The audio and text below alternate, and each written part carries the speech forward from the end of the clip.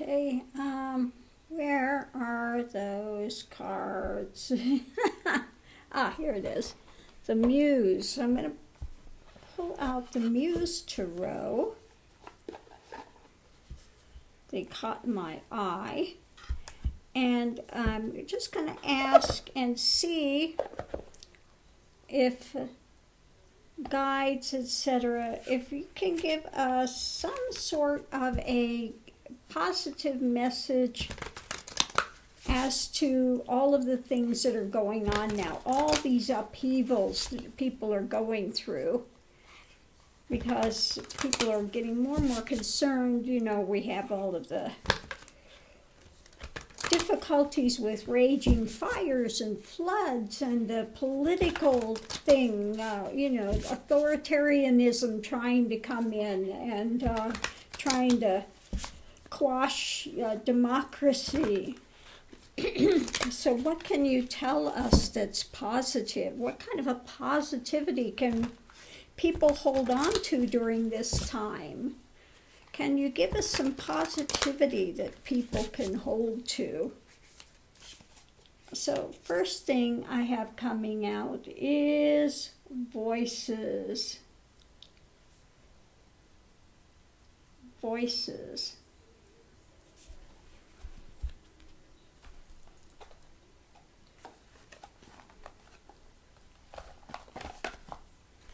Oop. I think we'll try with this one and with, what's the other one we'll use? Voices.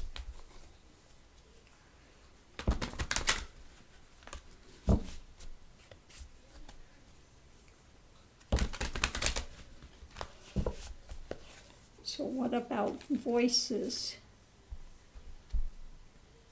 Okay. Voices, the truth, the joy of life, the sun.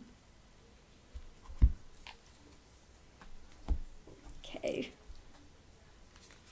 Let's pick our other card and see what it says.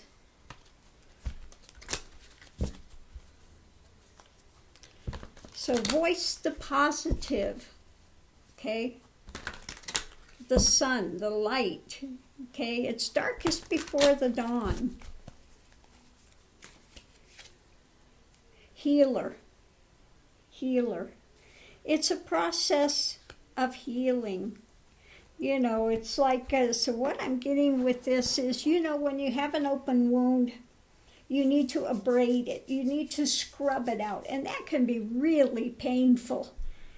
It can be really painful, but it's got to be done in order to heal. So the things we're going through now, you know, what the voices are saying, you know, what we keep coming through as readers, as teachers, as gurus, as psychics, okay, that it's a process of healing, okay? Doesn't look like it now, but it's like that the universe is kind of cleansing itself, abrading, having this abrading action that's happening, cleaning the wound. Okay, cleaning the wound. Yeah, okay. Okay, so the challenge is awakening. We're going through the process of awakening, transitioning. And anytime you're transitioning, what? The old has to be washed away. It has to, the knots have to be cut. Okay. In order to have above it, the Fool is on the journey. One is on the journey of awakening. And at the moment, the foundation is drifting. People are in a drifting pattern now. Okay? And so there is this confusion and difficulty now coming up. And, you know, you just need to hold to the voices that are, you know, helping to pull one through this time. We will come out the other side of it. Yeah, because going forward, night of inspiration. Okay. Again, we need, it's darkest before the dawn, and it's only sometimes going through the dark that one sees the light, is aware of it. Like when you have the fireworks going. Fireworks are not going to show up in the daytime, okay? So we have to go through this time, night of inspiration, because above it we are in the midst of the illusions. And when you haven't had that breakthrough that you know the divine is and that everything is okay, then you have to persevere. You have to persevere. You have to hold on tight through this time. Again, you know, come to those that are giving wisdom, the voices of truth, that are talking about the light, the sun, the things that we are going through a process of healing. We need to heal. And in order to heal and going through the awakening process, then we have to continue to have inspiration. We need to continue to understand that what's above it now is illusion. You know, like we have the illusion and the drama of the deep state conspiracy and all of that. All these illusions and things that, you know, Trump wants to put out there about the election was stolen and all of this. It's illusion. It's not true. But a lot of people are running their lives around it as if it's a truth. That's why I call them illusions of truth. They're not genuine truth. And one can have something in their life, and this is what was the last reading today about, you know, confronting things in your life, looking at it deeply, cutting the knots, because it's an illusion of truth. It's something you've believed, which is not inherently true. Ultimately, it's not true. But one runs their life around it as if it's a truth, the illusions of truth, So we just need to continue to go forward with inspiration. Yes, it's darkest before the dawn. But dawn will come, and we need to persevere. During this time of drifting, people are just drifting because they don't know what to do. But it's just, you know, they're saying, hold tight. Hold tight. We will get through this. You know, a dawn is coming. An awakening is coming. And like I said, it's a process now of this dividing. The dividing. Those that are going to remain in the third density, and those which are, their energy is rising, they're seeing with more clarity, more truth. They've let go of this angers and hatred and drama, and they will, you know, proceed to a higher elevation, a more rarefied state of being. And those that are not ready to do that, they want to fight, and they're remaining in the shadow side, they will stay in a third density type of a planet. They will remain in corporeal form for some time until they can, again, question, and they want to know the divine. They want to go further in their lives. Nobody's forcing them to go further. You know, one can stay in those illusions of truth as long as they want. But it's oh so much more pleasant to let go of those and go forward. So much more pleasant.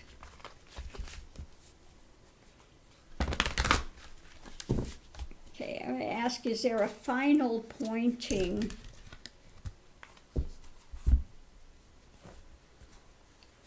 there a final pointing?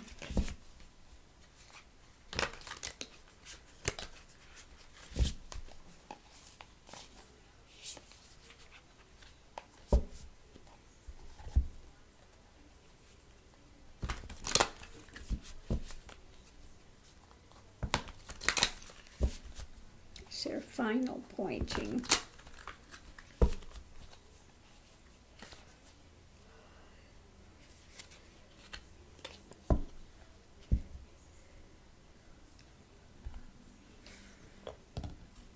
Okay.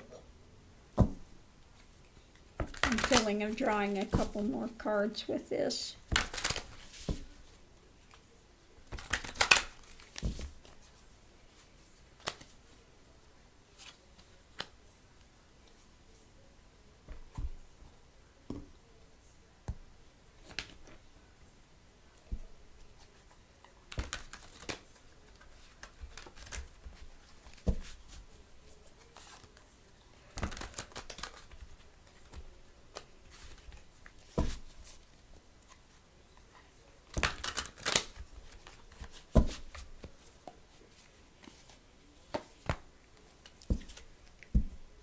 Okay. So the final thing I'm getting is underneath of it all, you know, the material realm. The material realm. Above it we have 4 of fire. Welcoming is what they call welcoming. Welcoming. Now, usually that's the card. 4 is stability, welcoming, magician.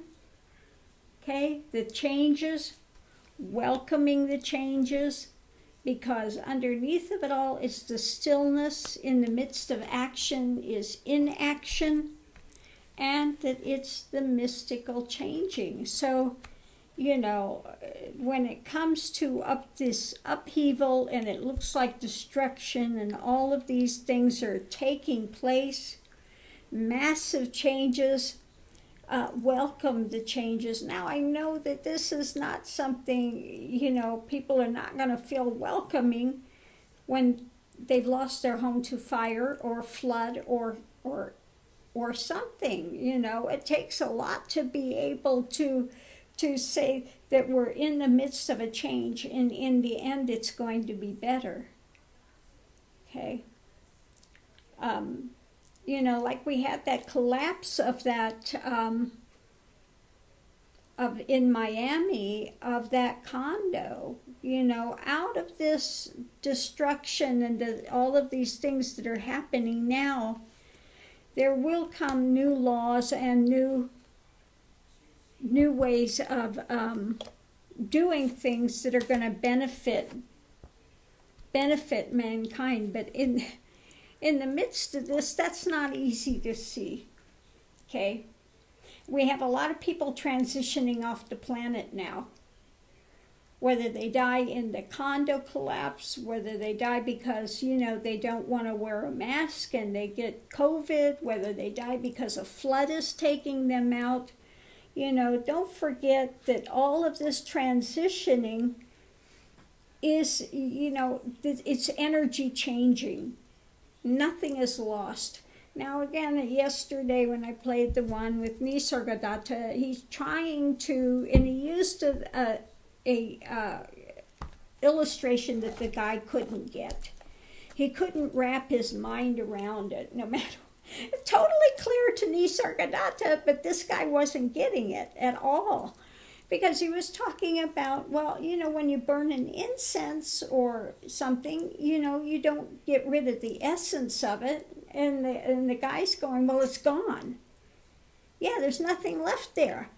And Nisargadatta is trying to explain, no, it's an exchange of energy.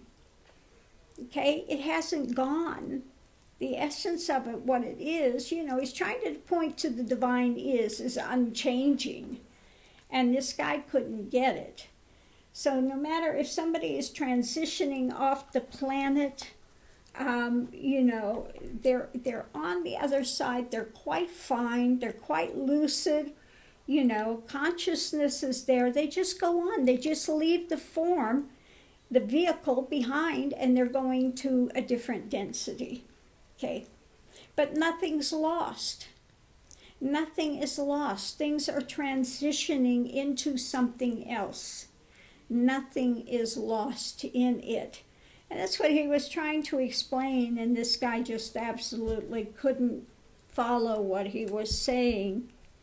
Couldn't get it. But I don't see it. It's gone. It's vaporized. It's like, now it's just changing energy. It's still, it hasn't lost its main thing. It's transitioned,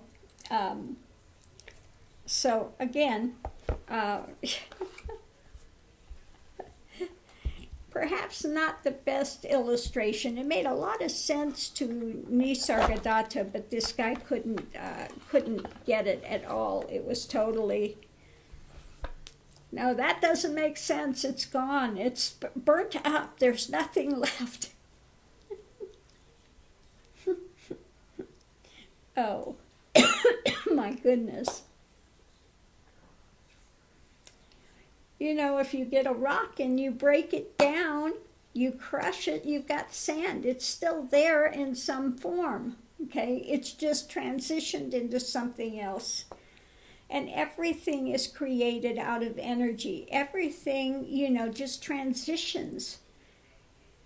You can't lose energy. You can't get less of the divine is. It just transitions into another state, like you have water. Water can become rain, it can become mist, it can be fog, it can be ice, okay? It transitions into a different form. It's still there, okay? Even if it seems to evaporate, it evaporates and it goes what? It's up in the ozone and it becomes clouds, it becomes moisture, it becomes, but nothing is lost. Nothing is lost. Things just transition from one form to another form, a different type of energy. Okay. Oh, mercy. So on that note, hopefully this has given some people some peace, stick with it, persevere through this. This is one of those times where people, if you don't have that understanding and you don't have that shift of consciousness, then you need to have faith. Have faith. Now, when you've had that shift of consciousness, there's no faith anymore because you know 100% what it is. It's like, there's air when you're breathing. You don't need to have faith that there's air. Okay, you just breathe because it's apparent, it, it's just there. It's the same thing when one goes through that shift of consciousness. There's no longer faith because there's no doubt. Okay, there's absolutely no doubt. It absolutely is what it is. This is like people that have the near-death experience. It's very similar to realization in that they get there on the other side and there's this divine love and everything is perfection, okay? Nothing's out of alignment, okay? And they just know it. It's known at that point and it reduces. They have no more fear of death. They have no more, they know that life goes on. They know it's eternal. So they don't have to have faith anymore. They absolutely have had that experience and it's reality now to them, where before it was perhaps a conjecture. Okay? But that conjecture has been replaced with this is reality. No ifs, ands, or buts. There's no question about it. Okay? So that's what happens with the shift of consciousness into realization and coming to that point of the divine is that which powers and allows everything to take place in manifestation. and what's beyond it, what's prior to it, and what remains after it. What this, what is the primary, what is that divine is, which gives life to every human. And this is why you have, that faith that every human has got that. Now, they may try to fight against it, be in denial of it, not see it, and this is what causes the suffering, the not knowing that's there, the not, these ideas, and maybe there's these conjectures and they hold to it in faith. But once it's known, and there is no faith because it's reality. Faith is when you want to believe something that you don't know for sure, you hope it's true, beyond hopes, okay? But I have not experienced it. Therefore, I have to cling to it in faith that this is what is there. But once it's proven, then there's no longer faith. It's a known, okay? Like Christ knew, where he was from. He knew what he is. He didn't have faith about it. It was reality. Okay, and he tried to share that reality with others. Fear not. He kept telling them, don't have fear, don't have fear. One of his big messages is don't fear. There's nothing to fear. Because he knew life was eternal, and that was the thing. When they took him off the cross, what happened? He went 3 days in hell.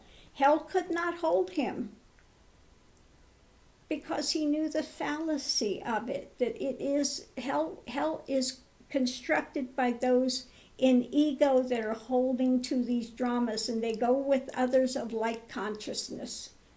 And he tried to tell them to get them out of hell realms. And then he ascended, okay? Then he ascended. But he came to tell people, don't fear. Take care of your own lives before you're out there, Okay? Look at your own life. Okay? So, again, I'm going to leave this here, and hopefully this has given a few people a little more assurity going through this time that, yes, it's a difficult time. And, when you're on the path and you're going through the dark night of the soul, and we all will at some point, it's devastating. It's difficult. It's you can barely make it from breath to breath, but you hang in and you just continue to go forward, and eventually it will break. Eventually you'll get to the heart of it and be able to cut that knot and done with it. Okay? But it comes up that you've got to challenge your own hell realm, so to speak. You've got to challenge your own hell realm. Okay? And look at it deeply and cut those knots. And find out, that the only thing one needed to be free from was the mental spin. These illusions of truth. This drama that one has pulled in their life, and they continue to fuel out of because of this just not knowing. Ignorance. We do it out of ignorance. Not that we want to torture ourselves, but we for lifetimes we can torture ourselves with stuff. Okay? And the one that frees us from that is ourselves. But you've got to do the journey, and you've got to be willing to confront and look deeper and look at the reality of it versus the illusion surrounding it that one has taken and wants to make reality. Okay? So I'm going to leave this here, love and light. Hopefully somebody gets something out of this that helps them, their journey to just be willing to look deeper. Okay? Be willing to look deeper and cut those knots so that one no longer has to drag that baggage around there, because it gets heavy. So I'm going to leave this here, love and light. See you online.